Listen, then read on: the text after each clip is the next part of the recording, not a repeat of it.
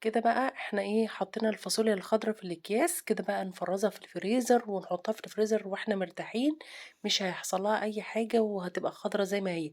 النتيجة دي يا بنات مضمونة جدًا 100%، وأنا باعتمدها على طول بصراحة، وبتخلّي الحاجة زي ما هي بتقعد خضرا في الفريزر لحد ما أنا إن شاء الله بُصّوا قبل الموسم بتاعها بشهر لو سحبتها والله بتفضل زي ما هي.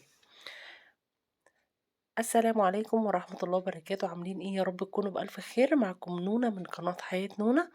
النهارده بقى هنفرّز الفاصوليا الخضرا. خلاص أنا كده مقطّعاها وقُلت بقى أقطّع معاكم الكام واحدة دول، عشان برضه في ناس ما يعني مش باقول بقى باعلّمكم لأ، بس في ناس مُقبلة جديد على الزواج أو لسه متجوّزة جديد، بتتعلّم زي ما إحنا برضه ما كناش عارفين أي حاجة واتعلّمنا بعد الجواز.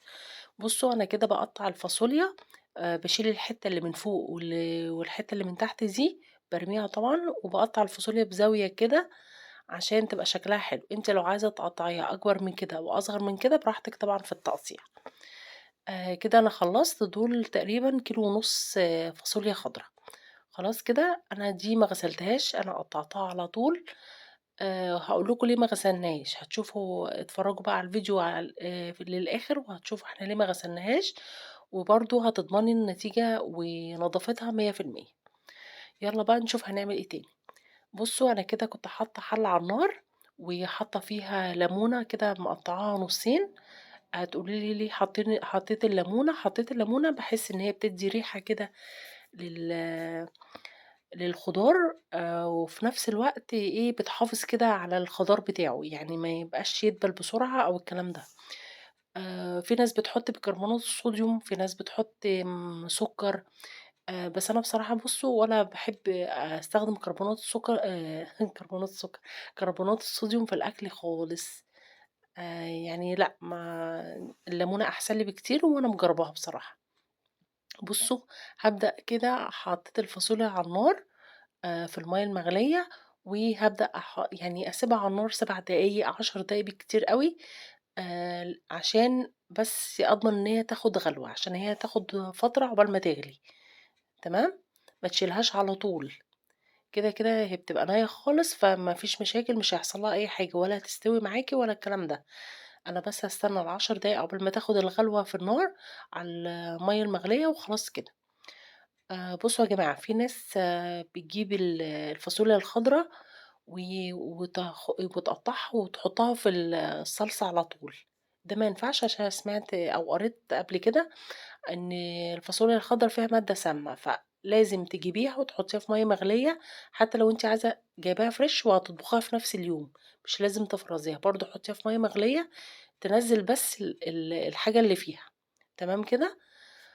بس، فأنا بقى كده مستنية المَيّة تغلي، الفاصوليا تغلي غلوة كده على النار أهي. بُصّوا أنتم هتشوفوا لونها بعد كده هتشوفوا خضارها حلو جدًا. كده المَيّة غليت وشُفتوا المَيّة عاملة إزاي. أنا بقى كده أنتم خدتها تحت الحوض في مصفى.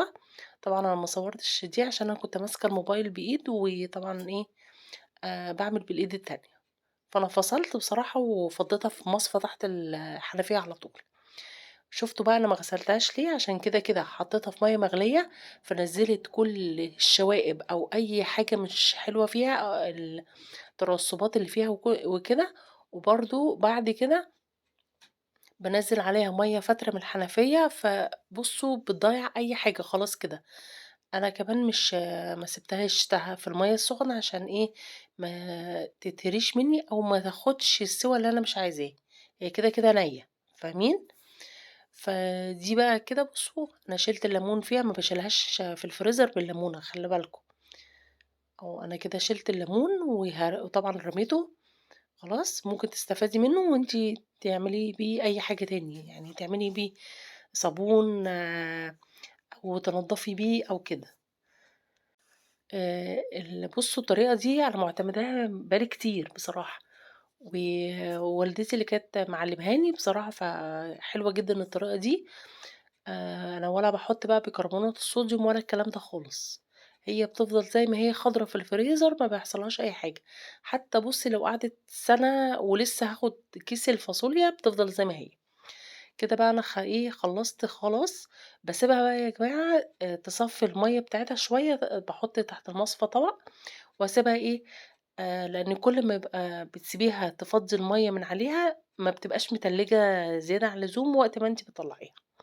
أنا كده بقى جِبت أكياس التلاجة وهابدأ أفضّي، طبعًا أنتِ بتاخدي كمية على حسب ما أنتِ بتطبخي. أنا باحب الكمية بتبقى صغيّرة على القد في الكيس عشان ما باحبش الطبيخ عامةً يقعد كتير في التلاجة، فهي يوم، 2 بالكتير أوي، يومين بالكتير أوي الطبيخ يكون خلصان. تمام، فأنتِ بقى على حسب أعداد الأسرة، على حسب ما أنتِ بتحبي الأكل يبيت في التلاجة كتير والّا لأ، فكل دي اختيارات. بُصّوا أنا كده خلاص فضّيتها في الأكياس، أنا باقفّل كده آخر كيس وباحاول إن أنا أفردها في الكيس شوية عشان أمّا أطلّعها ما تبقاش مجمّدة زيادة عن اللزوم، لأ تبقى الطبقة خفيفة وتحط تتعمل على طول، تسيح على طول في الصلصة. كده بقى بُصّي الواحدة بتشتغل، الحاجات دي يا جماعة التفريزات دي بصراحة حلوة أوي، بتوفّر وقت وجهد حلو أوي. بُصّوا بقى أنا كده عملت 4 أكياس، هاشيلهم بقى وقت ما أنا عاوزة هاطلّع وأطبخ على طول، سهلة جدًا وما فيهاش أي حاجة. بس كده يا رب يكون الفيديو عجبكم واستفدتوا منه، وما تنسوش اللايك لو الفيديو عجبكم والطريقة عجبتكم، أنا ما باعلّمش والله حد، أنا باقول لكم طريقتي في التفريزات، وإن شاء الله استنوا مني تفريزات كتير إن شاء الله. السلام عليكم ورحمة الله وبركاته.